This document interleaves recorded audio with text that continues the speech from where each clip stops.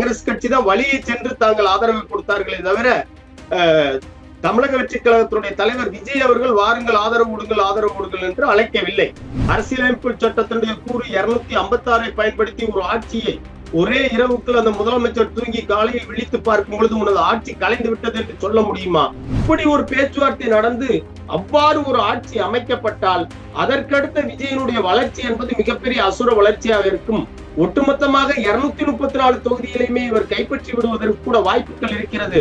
பாரதிய ஜனதா கட்சி இந்தியாவில் ஆட்சிக்கு வந்த பின்னர் ஒவ்வொரு மாநிலத்திலும் குழப்பங்களை விளைவிப்பதற்கு அந்த மாநிலத்தில் ஆட்சியில் உள்ள அந்த பகுதியைச் சேர்ந்த ஆட்சியாளர்களையோ தங்களுடைய கருத்துக்களுக்கு உடன்படாத கட்சிகளையோ மிரட்டுவதற்கு ஆளுநர் என்ற இந்த பதவியை பயன்படுத்தி வருகின்ற மே 18 நினைவேந்தல் நிகழ்வை, இனப்படுகொலை நினைவேந்தல் நிகழ்வையாவது விஜயனுடைய தமிழக வெற்றி கழகத்தினுடைய தொண்டர்களும் தமிழ்நாட்டு இளைஞர்களும் தமிழ்நாட்டு மக்களும் அந்த சென்னை மெரினா கடற்கரையில் கூடி நிகழ்த்துவதற்கு தமிழக வெற்றி கழகத்தினுடைய தலைமை ஒரு முதலிடத்தை பெற்ற விஜய் 2 தடவை சந்தித்தும் இதுவரையில் அவரை ஆட்சி அமைக்கின்ற அந்த ஆட்சி அமைக்கும் உரிமை கோருகின்ற அந்த வாய்ப்பை தந்து சட்டமன்றத்திலே உங்களை பலத்தை நிரூபித்து காட்டுங்கள் என்று சொல்லாத ஆளுநர் ஒருவேளை 3வது இடத்துக்கு வந்த எடப்பாடி பழனிசாமி அவர்களை ஆதரிப்பாரோ என்ற ஐயப்பாடும் தமிழ்நாட்டு மக்கள் மத்தியில் உள்ளது.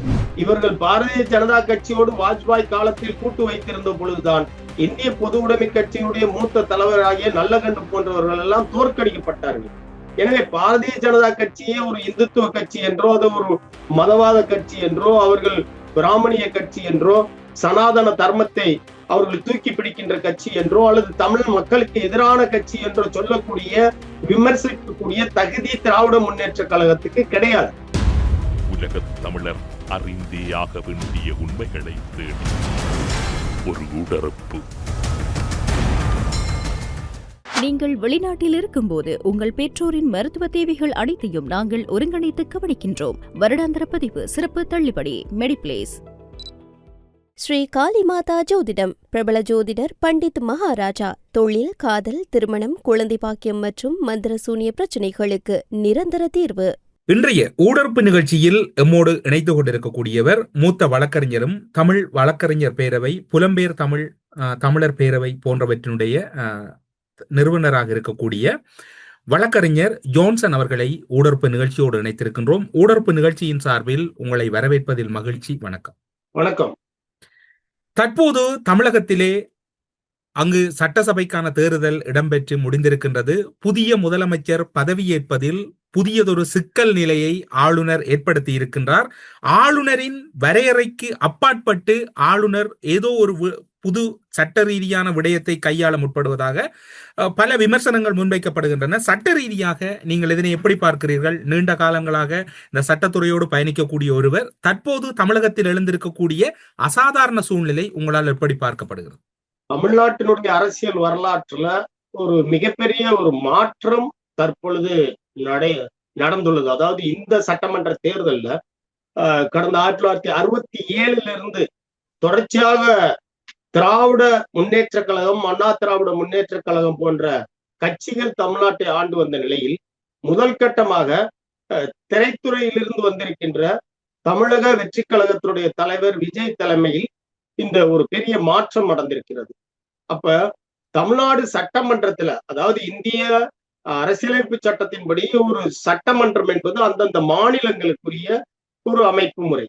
அப்ப இந்திய அரசியலமைப்பு சட்டத்தின்படி 234 அப்படிங்கிற அடிப்படையில ஒட்டுமொத்த சட்டமன்ற உறுப்பினர்கள் தமிழ்நாட்டில் இடம்பெற்றிருக்கும் பொழுது அப்ப 118 பேர் இருந்தாதான் அந்த ஆட்சி அமைக்கும் உரிமையை கோர முடியும் என்ற நிலை இருக்கிறது. இந்நிலையில ஒவ்வொரு கட்சிகளுக்குமே மக்கள் வாக்களித்திருந்தாலும் கூட விஜய் தனிப்பெரும்பான்மையாக தனிப்பெரும் கட்சியாக வளர்ந்து வெற்றி பெற்று நின்றாலும் கூட ஆட்சியை முழுமையாக அமைப்பதற்கான சில தடைகள் உருவாகி இருக்கிறது. காரணம், அவர் வெற்றி பெற்றுள்ள தொகுதிகளின் எண்ணிக்கை ஒட்டுமொத்தமாக 108. அதில் ஒரு தொகுதியில் அவர் கண்டிப்பாக பதவி விலக வேண்டும். காரணம், அவர் 2 தொகுதியில் திருச்சி கிழக்கு தொகுதியிலும் சென்னை பெரம்பூரில் போட்டியிட்டு அப்ப ஒரு தொகுதியில அவர் பதவி விலக வேண்டிய, அப்ப 107, அப்ப 118 வரணும். அப்ப 107க்கு 118க்கு இடையில அதிமுக கூட்டணியில் இருக்கின்றவர்களோ அல்லது திமுக கூட்டணியில் இருக்கின்றவர்களோ விஜய்க்கான ஆதரவை வழங்கும் பட்சத்தில் மட்டுமே அது பெரும்பான்மை உறுப்பினர்களாக கருதப்பட்டு ஆட்சி அமைக்க முடியும். இது நடைமுறை. ஆனால் பொதுவான சட்டம் என்ன சொல்கிறது என்றால், சட்டத்தின் வரையறை என்னவென்றால், ஆட்சி அமைப்பதற்கு உரிமை கோரி ஒரு கட்சியினுடைய தலைவர் ஆளுநரிடம் முறையீடு கொடுக்கும் பொழுது அந்த ஆளுநர் உடனடியாக அந்த கடிதத்தை பெற்றுக்கொண்டு அவருடைய பெரும்பான்மையை நிரூபிப்பதற்கான வாய்ப்புகளை வழங்க வேண்டும். நீங்க சட்டமன்றத்தை கூட்டுங்கள், சட்டமன்றத்தில் உங்களுடைய பெரும்பான்மையை நிரூபித்து காட்டுங்கள் அப்படிங்கிறது தான் ஒரு பொதுவான சட்ட நடைமுறை.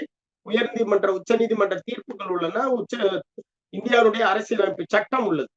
குறிப்பாக பாரதிய ஜனதா கட்சி இந்தியாவில் ஆட்சிக்கு வந்த பின்னர் ஒவ்வொரு மாநிலத்திலும் குழப்பங்களை விளைவிப்பதற்கு, அந்த மாநிலத்தில் ஆட்சியில் உள்ள அந்த பகுதியைச் சேர்ந்த ஆட்சியாளர்களையோ தங்களுடைய கருத்துக்களுக்கு உடன்படாத கட்சிகளையோ மிரட்டுவதற்கு ஆளுநர் என்ற இந்த பதவியை பயன்படுத்தி பல்வேறு நெருக்கடிகளை கொடுப்பது நடைமுறையில் இருந்து வருகிறது.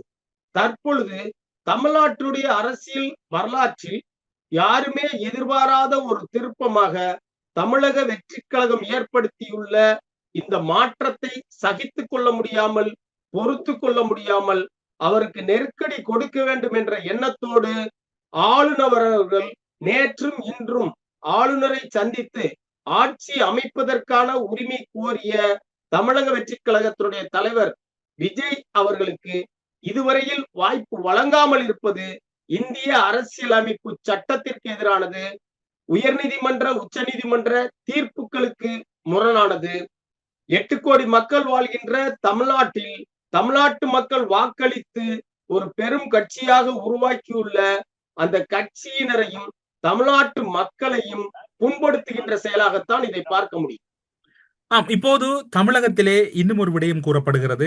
முன்னராக இந்த தொங்கு சட்டசபை உருவானவுடன் பிஜேபி தரப்பினுடைய எதிர்பார்ப்பாக இருந்தது, தாங்கள் கூட்டணி வகித்த அல்லது தாங்கள் அங்கம் வகித்த அதிமுக கூட்டணியிடம் ஏதாவது அழைப்பு விடுக்கப்படும் என்று எதிர்பார்த்த சூழ்நிலையில் எதிர்பாராத விதமாக நேற்றைய தினம் காங்கிரசுடன் ஒரு கூட்டணி அமைக்கின்ற முயற்சியில் விஜய் சென்றவுடன் உடனடியாக மதச்சார்பற்ற ஒரு கூட்டணி தமிழகத்தில் ஒரு வலுவாக உருவாவதை தடுப்பதற்கும் ஒரு மதம் ரீதியான விவகாரங்களை தமிழகத்தில் கையாளுவது இப்போதைய சூழ்நிலையில் தமக்கு சாத்தியமில்லை என்பதனால் அமித்ஷா இந்த விடயங்களை நேரடியாக கையாளுகின்றார். தமிழகத்தினுடைய ஆளுநர் அமித்ஷாவினுடைய கட்டுப்பாட்டில் இருந்து ஒரு பொம்மையாக டெல்லியின் உத்தரவுகளை இங்கு நடைமுறைப்படுத்தப்படுகிறார் என்கின்ற விமர்சனங்கள் முன்வைக்கப்படுகிறது. நீங்கள் உடன்படுகிறீர்களா? எம்மை போன்ற தமிழ் தேசியவாதிகளுக்கு, குறிப்பாக ஒரு தமிழ் இனத்திற்கு கடந்த 2009 இழைக்கப்பட்ட அநீதிக்கு பெரிய காரணமாகவும் உந்துதலாகவும் ஊக்கமாகவும் அந்த இனப்படுகொலையை நடத்திய முன்னணி சக்தியாக விளங்கிய காங்கிரஸ் கட்சி என்பது அவர்கள் செய்த தவறுகளுக்காக, பாவங்களுக்காக பல்வேறு வினைகளை இந்திய துணை கட்டத்தில் தொடர்ந்து அனுபவித்துக் கொண்டிருக்கிறார்கள் என்பதில் மாற்று கருத்து இல்லை. காங்கிரஸ் கட்சியை அழைத்ததுல காங்கிரஸ் கட்சிக்கு அளிக்கப்படுகின்ற முக்கியத்துவத்தில் காங்கிரஸ் கட்சி தான் வழியை சென்று தாங்கள் ஆதரவு கொடுத்தார்களே தவிர தமிழக வெற்றி கழகத்தினுடைய தலைவர் விஜய் அவர்கள் வாருங்கள் ஆதரவு கொடுங்கள் என்று அழைக்கவில்லை. அவர்கள் ஏற்கனவே திராவிட முன்னேற்ற கழகத்தினுடைய கூட்டணியிலே இடம் பிடித்தவர்கள். இந்த காங்கிரஸ் கட்சி செய்த தவறுகளை காங்கிரஸ் கட்சி தங்கள் கூட்டணியில் இருக்கிறார்கள் என்ற ஒரே ஒரு காரணத்திற்காகவே திராவிட முன்னேற்ற கழகமும் விடுதலை சிறுத்தைகள் போன்ற கட்சிகளும் நீண்ட நெடுங்காலமாக இந்த இனப்படுகொலையில் காங்கிரஸ் கட்சிக்கு பெரிய அளவில் பங்களிப்பு இல்லை என்பதை போன்று அவர்களை காப்பாற்றுவதிலே பெரும் செயலாற்றி கொண்டிருந்தார்கள். அன்னை சோனியா என்றார்கள், காங்கிரஸ் கட்சியை தொடர்ந்து காப்பாற்றுவதில் குறியாக இருந்தார்கள். இருப்பினும் இந்திய அளவில் பாஜகவுக்கு எதிரான ஒரு கூட்டணி, ஒரு கட்டமைப்பு இந்தியா கூட்டணி என்ற பெயரில் உருவாக்கப்பட்டது. அந்த கூட்டணி, அந்த கட்டமைப்பு என்பது மதச்சார்பற்றது என சொல்லப்பட்டது. அந்த அடிப்படையிலே காங்கிரசுக்கு கொடுக்கப்பட்ட முக்கியத்துவத்தை பொறுக்காமல் ஒரு பக்கம் இந்த முயற்சிகளை பாஜக செய்கிறதோ என்று பார்த்தாலும் கூட, இன்னொரு பக்கம் தமிழக வெற்றி கழகம் போன்ற ஒரு புதிய மாற்றம் தமிழ்நாட்டில், குறிப்பாக இதுவரைக்கும் தமிழ்நாட்டில் வந்திருக்கிற எல்லா அரசியல் கட்சிகளுமே திராவிடம் என்ற பெயரில் மட்டுமே கட்சிகளை அமைத்துக் கொண்டே இருந்த நிலையில் முதல் கட்டமாக ஒரு மிகப்பெரிய கட்சி, ஒரு பெரிய மக்கள் செல்வாக்குள்ள கட்சி தமிழக வெற்றி கழகம் என்ற பெயரில் ஒரு கட்சியை உருவாக்கி அந்த கட்சி தமிழ்நாட்டுடைய ஆட்சி அதிகாரத்திற்கு வருகின்ற நிலையில் அவர்கள் தங்கள் கூட்டணிக்கு உடன்படாமல், காரணம் அதிமுக கூட்டணியிலே பாரதிய ஜனதா கட்சி வெறும் ஒரே ஒரு இடத்தை தான் பிடித்திருக்கிறார்கள். பல்வேறு தொகுதிகளில் போட்டியிட்டாலும் அவர்கள் வென்றது ஒரே ஒரு தொகுதியை தான்.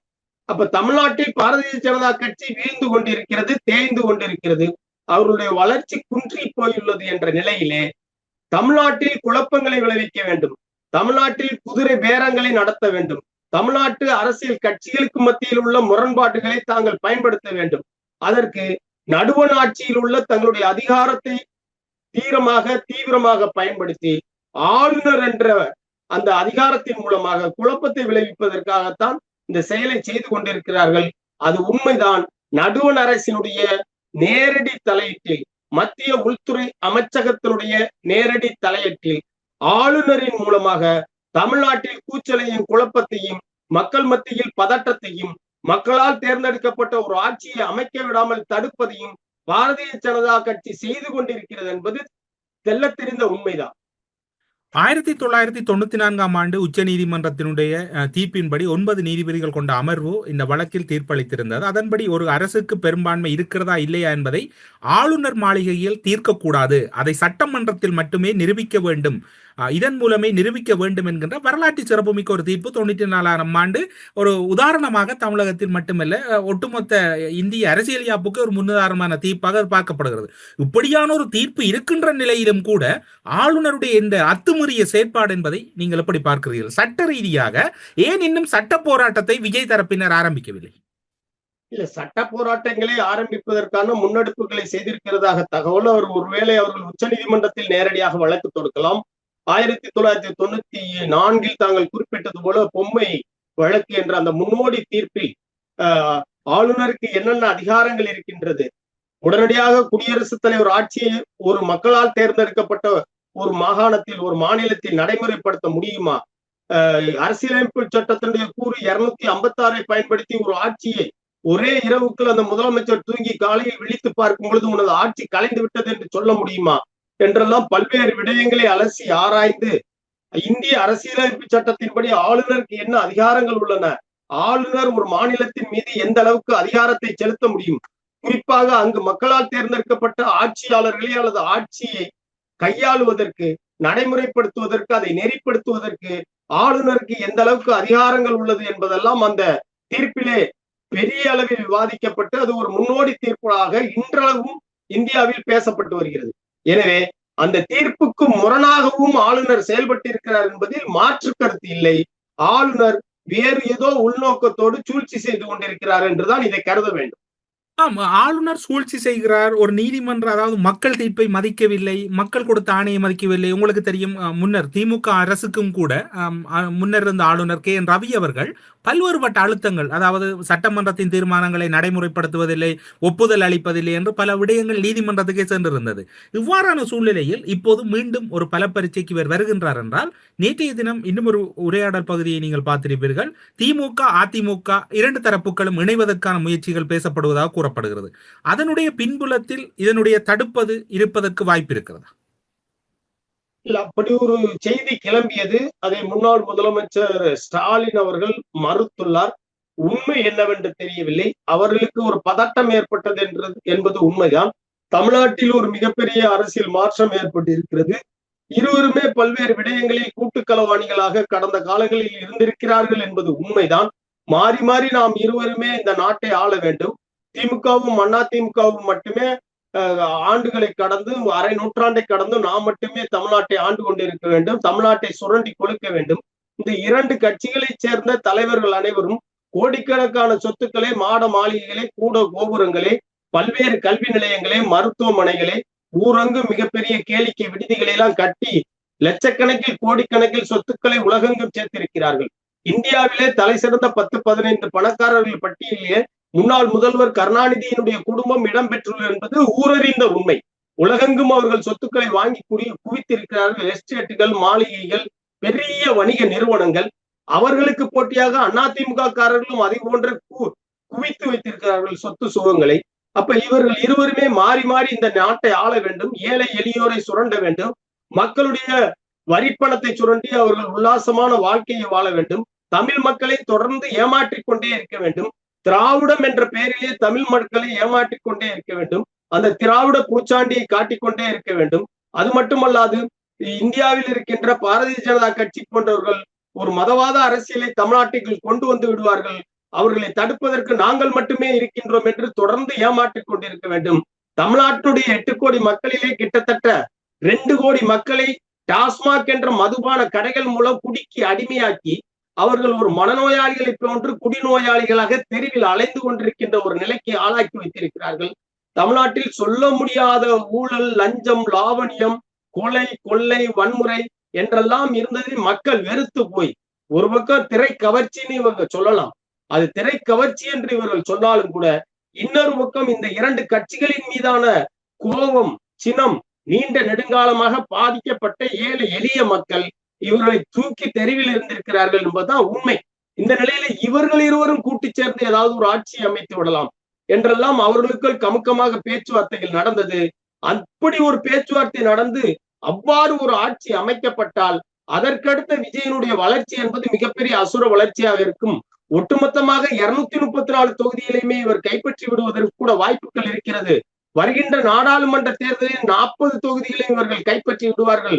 ஒரு அசுர பலத்தோடு, தனித்தன்மையான ஒரு பலத்தோடு விஜயை வளரவிடக் கூடாது என்ற ஒரு நோக்கத்தோடு அவர்கள் அந்த முயற்சியை கைவிட்டு விட்டார்கள். ஸ்டாலின் அவர்கள் காலையிலே செபிகளில் சொல்லும் பொழுது, எங்களுக்கு அப்படி ஒரு திட்டம் இல்லை, 6 மாத காலம் அவரை நாங்கள் எந்த தொல்லையும் செய்ய விட மாட்டோம், எந்த தொல்லையும் நாங்கள் செய்ய மாட்டோம், அவர் எப்போதும் போல ஆட்சியை நடத்தலாம் என்றெல்லாம் அவர் சொல்லி இருக்கிறார்கள்.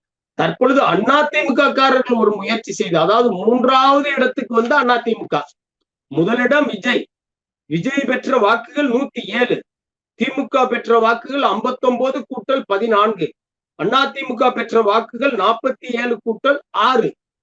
அப்ப 53, 108, 73, 53, 108, 73, 53, 53 இடங்கள், 53 இடங்கள் சட்டமன்ற உறுப்பினர்களை பெற்றுள்ள அதிமுக காரர்கள் ஆளுநரை சந்தித்து ஆட்சி உரிமை, எங்களுக்கு ஆட்சி அமைக்கின்ற உரிமையை கோருகின்ற செயல்பாடுகள் நடந்து வருவதாகவும் செய்திகள் உள்ளன. திமுக செல்லவில்லை. முதலிடத்தை பெற்ற விஜய் 2 தடவை சந்தித்தும் இதுவரையில் அவரை ஆட்சி அமைக்கின்ற, அந்த ஆட்சி அமைக்கும் உரிமை கோருகின்ற அந்த வாய்ப்பை தந்து சட்டமன்றத்திலே உங்களை பலத்தை நிரூபித்து காட்டுங்கள் என்று சொல்லாத ஆளுநர் ஒருவேளை 3வது இடத்துக்கு வந்த எடப்பாடி பழனிசாமி அவர்களை ஆதரிப்பாரோ என்ற ஐயப்பாடும் தமிழ்நாட்டு மக்கள் மத்தியில் உள்ளது. இப்போது நீங்கள் கூறுகின்ற விடயம்தான். இப்போது நாங்கள் செவ்வி எடுத்துக்கொண்டிருக்கக்கூடிய நேரத்தில் இன்று மாலை 5 மணியளவில் எடப்பாடி பழனிசாமி அவர்கள் ஆளுநரை சந்திப்பதற்காக ஆளுநர் மாளிகை செல்வதாக கூறப்படுகிறது. அதனை நீங்கள் எப்படி பார்க்கிறீர்கள்? அது பரமசிவன் கழுத்தில் இருந்து பாம்பு கதை தான். அவங்க அவர் அப்படி நினைக்கிறார். எடப்பாடி பழனிசாமி அவ்வாறு நினைக்கிறார். தொடர்ச்சியாக தமிழ் இனத்தினுடைய நீண்ட நெடிய வரலாற்றில் இரண்டகங்களும் துரோகங்களும் அந்நியர்களுக்கு காட்டி கொடுக்கின்ற கூட்டி கொடுக்கின்ற செயல்களுமே இந்த இனத்தை தொடர்ந்து அடிமைப்படுத்தி வைத்திருக்கின்றது. இந்த இனம் மேலெழும்பும், இது எந்த களத்தில் இருந்தாலும், அது விடுதலை போராட்ட களமாக இருக்கலாம், தேர்தல் அரசியல் களமாக இருக்கலாம், அல்லது இந்திய துணைக்கண்டமாக இருக்கலாம், அல்லது இலங்கை நாட்டில் நடக்கின்ற அரசியலாக இருக்கலாம். ஏதோ ஒரு இடத்தில் இந்த இனத்திலிருந்து காட்டி கொடுப்பவர்கள் கிளம்பி அவர்கள் அந்நியர்களுக்கு விலை போய் எதிரிகளோடு கூட்டு சேர்ந்து நல்லது நடக்க விடாமலே மாற்றங்களுக்கு தடை போடுகின்ற செயல்களை செய்து கொண்டிருக்கிறார்களோ என்று எண்ண தோன்றுகிறது.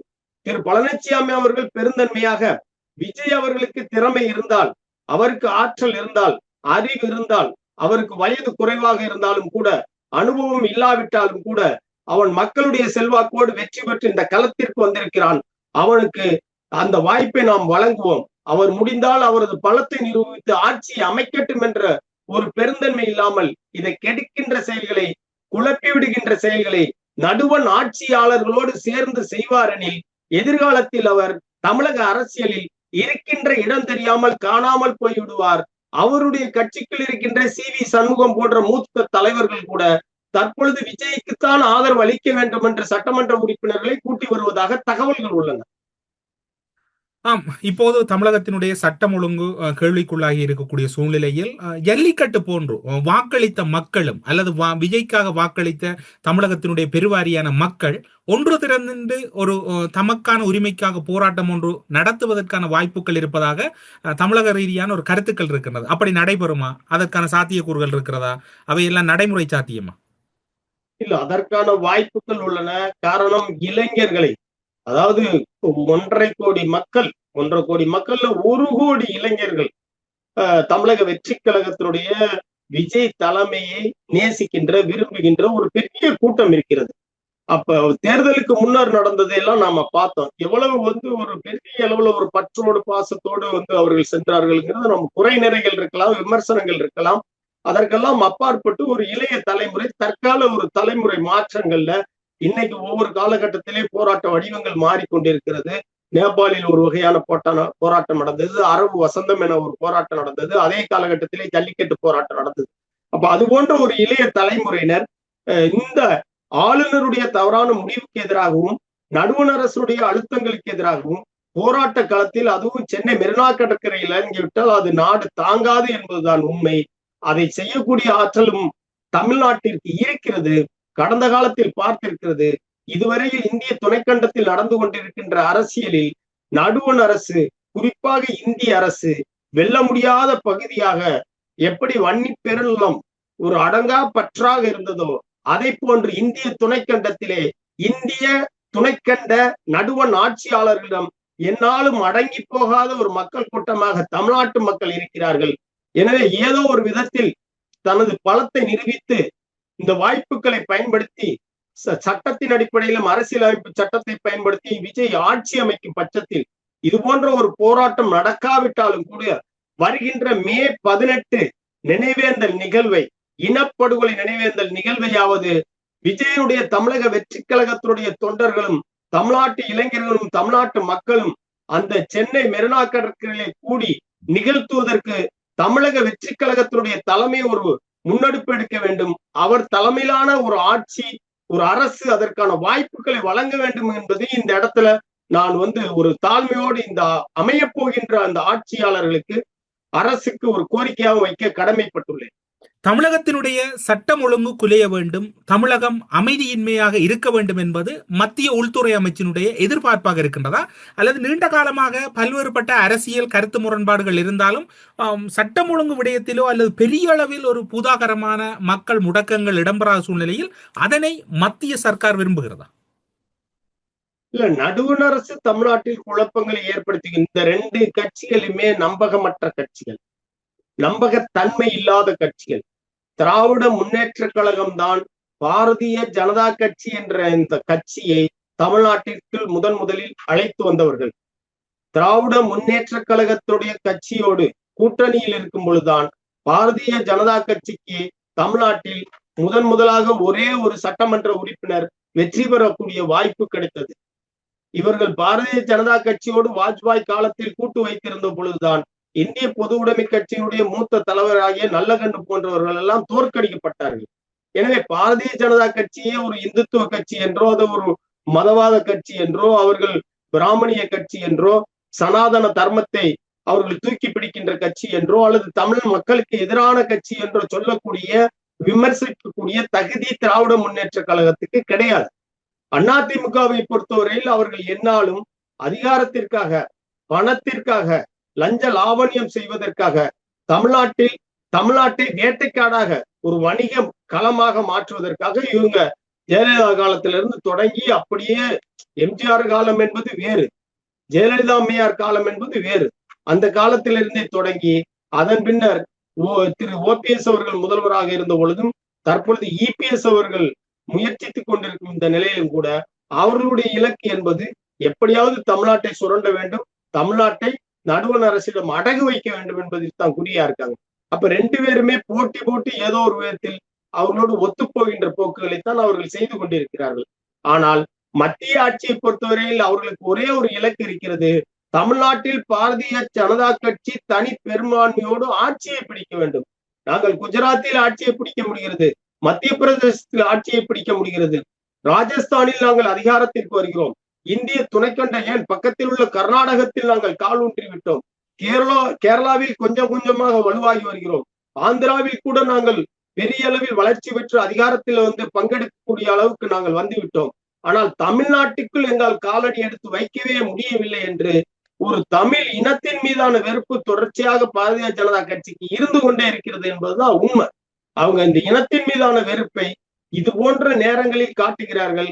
கடந்த காலத்தில் இருந்த ஆளுநர் ரவி அவர்கள் ராஜீவ்காந்தி கொலை வழக்கிலே தூக்கு தண்டனை விதிக்கப்பட்டு ஆயுள் தண்டனையாக குறைக்கப்பட்டு அவர்களை மாநில அரசு இந்திய அரசியலமைப்பு சட்டத்தினுடைய கூறு 161 பயன்படுத்தி விடுவித்த பொழுது அந்த விடுவிப்புக்கான அந்த மாநில அரசுடைய தீர்மானத்தை ஏற்றுக்கொள்ளாமல் பல ஆண்டுகள் கிடப்பில் போட்டு பின்னர் அதை இந்தியாவுடைய குடியரசுத் தலைவருக்கு அனுப்பி வைத்து அதுவும் கிடப்பில் போட்டு கிட்டத்தட்ட பேரறிவாளன் அவர்கள் பல ஆண்டுகள் சட்ட போராட்டத்திற்கு பின்னர் உச்ச நீதிமன்றத்தை அணுகி அவர் விடுதலை பெற்ற பின்னர் தான் அனைவருமே விடுதலை பெறக்கூடிய நிலைமை ஏற்பட்டது. அப்ப சாதாரண ஒரு ஆயுள் தண்டனை சிறைவாசிகளுடைய விடுதலை, அவர்கள் பல ஆண்டுகள் இளமை காலத்தை முழுவதும் சிறையிலேயே கழித்து முடித்தவர்கள், பல்லாண்டுகள் சிறையிலேயே வாடினாங்க. அப்ப குற்றம் நிரூபிக்கப்பட்டிருந்தாலும் தண்டனை வழங்கப்பட்டிருந்தாலும் தண்டனைக்கு பின்னரான நிவாரணம் என்பது ஒவ்வொருவருக்கும் இருக்கிறது. அப்ப பொது மன்னிப்பில் விடுதலை செய்வதற்கு கூட தடையாக இருந்த அதே ஆளுநர், அதே அதிகார அமைப்பு தான் தற்பொழுது தமிழ்நாட்டில் ஆட்சி அமைப்பதற்கும் தடையாக இருந்து கொண்டிருக்கிறார்கள் என்பதை உணர முடிகிறது.